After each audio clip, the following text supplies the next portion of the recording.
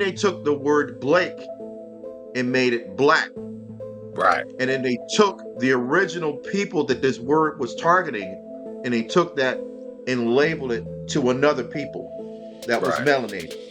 And that's why today, people that are melanated in this country call themselves black, when in all actuality, the original meaning of the word is pale, or the bleach, or the white. So you're calling yourself out of order and out of context. And when you're out of order and you're out of context, you're considered a minor in the system, and you are considered to be insane or not of legal sound mind. They can come in and do whatever they want to do with you. Right. So I just kind of wanted to give that. Yes. This is the reason. Could this be one of the reasons why, let's say, the so-called African Americans, who's always calling themselves black, may be treated the way they are? Because in the court of law, that definition plays a part, because that still stands. That still stands in the court of law. 100%. It's all about the court. Is that true? Is that, I'm just because asking this question for those out there who do not know, who have no clue. You know, is that the law has been changed? There's two things, and I mean, slavery has to do with that, and it all started from the slave trade itself, right?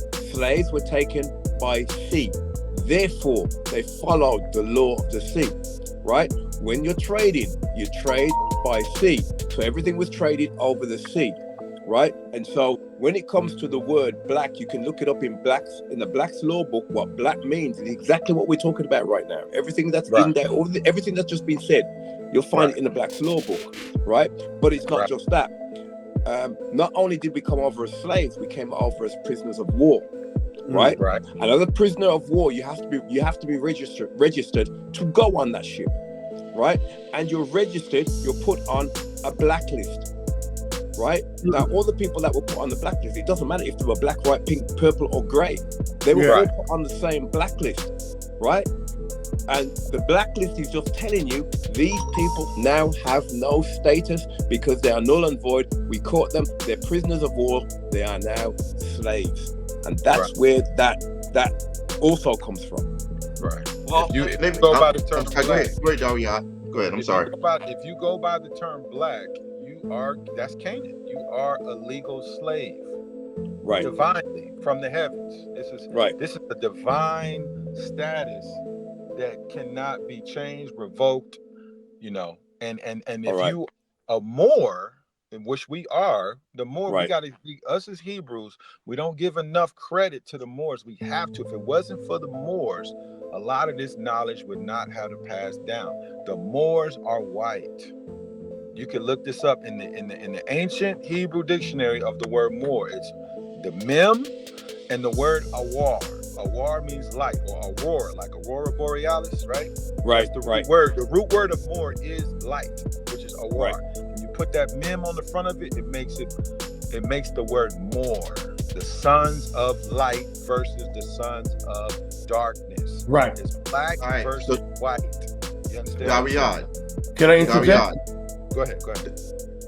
Dawiyad. So when you say that the Moors, and that's going to be pretty controversial, what you just said. When you said that the Moors were white, do you mean one of the classifications of the peoples of Europe and North Africa where they came from? Or are you talking about a specific bloodline or racial group? Because from my understanding, white is a status. It is not a bloodline. It is not a nationality. It is a group of people that come from a certain region of the world, and when they come and interact from peoples of other lands, this classification they can invoke this classification, and certain rights and privileges were afforded to them when they claim that. So I guess that's my question to you. Absolutely, great, excellent question. Right, the Moors is not necessarily one bloodline, because you had the Israelites, you had the Ishmaelites, you had the Moabites, Ammonites, and Edomites, all fell under the umbrella of Moors, right? And these guys were scattered, like you said, all over North Africa, all over Europe, all over the Middle East, and it wasn't just tied to Muslim. It wasn't just, it was also, there were Christian Moors, there were Hebrew Moors that came out of Spain, there were Muslim Moors that came out of Spain, Portugal, right? But when these guys came over, you gotta remember this guy, George Washington. He's important, right? George Washington, this is very, very important, was the first pale-skinned person to defeat the American Indians that he called Moors. He was I don't say the first, let's say the last major war to defeat the Moors that he called American Indians. Oh no, he called them Moors. And he announced himself afterwards. This is why when you go to DC and you go to Baltimore, everything is Moor. George Washington announced himself as the first pale Moor. George Washington was the first. 1776, you can look this up. After the wars, he became the Moor, right? And this is where you get Mount Rushmore and all that. And you see George Washington's face, and you see all these other guys' face. But he defeated the last of the Moors who was basically a threat. Because remember, before George Washington, there was how many Moorish presidents? It was like 8 of them. John Hancock. Yep, 7. Right. So George Washington was the first pale-skinned Moor after he defeated them in those wars, and he was looked at as a war hero because these Moors were a threat, bro, to the American government. They was no joke union, right? Can I interject real quick? Well, they were a threat to the British government. Hold up. Okay. Go ahead, Free. I want to interject because I don't want people to rush into this. So you're saying the people, since we all on, that identify as Moors or were considered white, look like us. Absolutely, hands down. Okay. These were dark-skinned, melanated people. Remember, Moor is not. I mean, the word white was never a skin color. It was classification. This was a political status, a political a classification that separated you from those that were deemed legal divine slaves. Now, can I interject again? Because I just want people in the audience to understand this. So we don't want to mix them up. Because today, if you say black, then they identify with somebody who looked like us. In reality, the people who were considered black that came across the Atlantic slave trade. That came across the Atlantic Ocean did not look like us in the beginning, but they were actually people who today we will consider Caucasian. This is history. Right.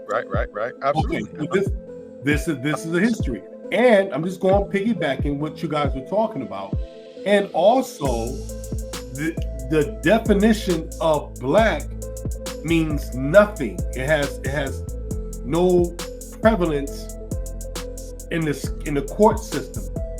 So let me you're just a nobody, basically. Let me bust that down, right? The word black means a lot. It means everything. These are old classics. It's not a new thing. This going back to what we call, I don't like to use the word black nobility, but we call them black nobility of Europe. King Henry, King James, all these guys, black nobility. Black was a major classification even in the medieval kingdoms. It was major. Every king had a Slav, basically, a family of Slavs that were loyal to serve the king. And this was all over. Those were the nobles. Right. These were all over Western Europe, basically. Right. Of royal court. Are these considered Russian icons? I'm sorry, I just want the people to understand.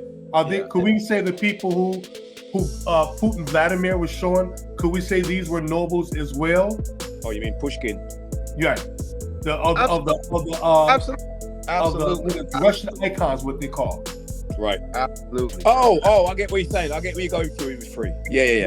I'm just trying to connect some dots for the audience who may be watching this, because the terminology that we use can be difficult because they were used a different way 300, 400, 500 years ago than what they use now. So I just want people to stay on course. I apologize. Right. That's all right. So just to add a little context to that, what Dariat was saying. This is straight out of the Black's Law Dictionary. Said free white persons. Free white persons referred to in the Naturalization Act as amended July 14, 1870. And if you go down, it's going to start talking about meaning all persons belonging to the European races then commonly counted as white in their descendants, including such descendants in other countries to which they have immigrated. It includes all European Jews, more or less intermixed with people of Celtic, Scandinavian, Teutonic, Iberian, Latin, Greek, and Slavic descent. It includes Magyars, Lapps, and Finns, and Basques, and Albanians. It includes... Hey, can you mute your mic? Was that me? Yeah, mute your mic, Dariat. That was continue, E-Knowledge. That's dope. All right, hold up. Let me get back again. All right, can you see that? Yes. All right. So basically, it's saying the Magyars, Lapps, and Finns, and Basques, and Albanians. It includes the mixed Latin, Celtic, Iberian, and Moorish inhabitants of Spain and Portugal. The mixed Greek, Latin, Phoenician, and North African inhabitants of Sicily. The mixed Slav and Tatars inhabitants of South Russia.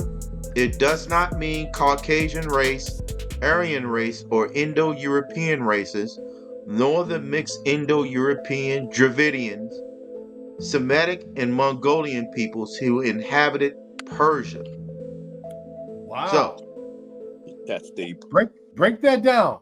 Break that down. Deep. 101, Class E. That was brilliant. Class 101. Break that down for us, what you just read.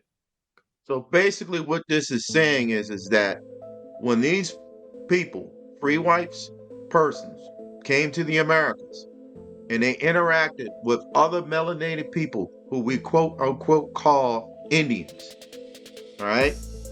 In order to be able to designate between the two different bloodlines, a national classification or what's the word I'm looking for? Status was given to them. All right. So all of these people that's listed in this under this free white persons were people that were melanated.